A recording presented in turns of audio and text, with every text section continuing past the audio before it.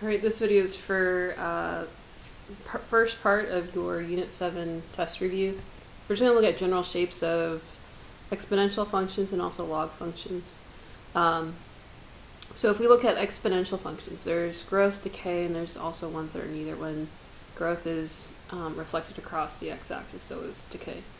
What we have to remember is exponential functions have a horizontal asymptote, so these two are going to have an HA. Majority of the time the HA is at 0, so if I have a dotted line right here.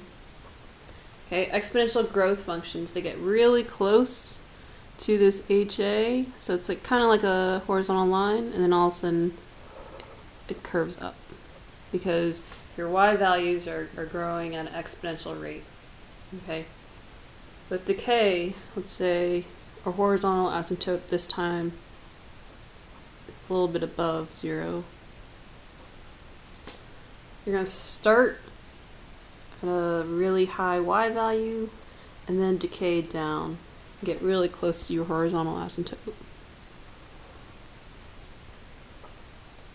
Okay, so those are the general shapes for exponential growth and also exponential decay.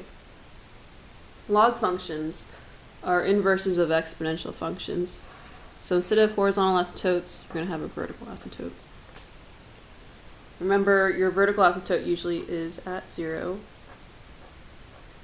So here they're saying go ahead and draw the general shape of a log function with a base that's greater than 1. So an example would be y is equal to log base, let's just say 2 of x. Okay, you could have chosen any number that's greater than 1. In this case I chose 2. It could be 3, 4, etc.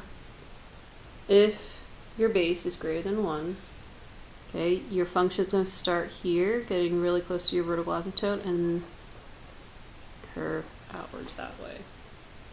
For d, your base is going to be in between 0 and 1.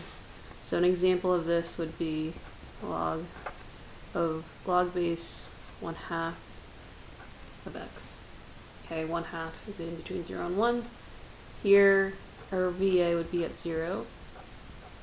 And you're actually going to start up here and then curve that way. So it's a really vertical, your function, it looks really vertical and all of a sudden starts curving out. Alright, so that's general shapes and asymptotes for exponential and log functions.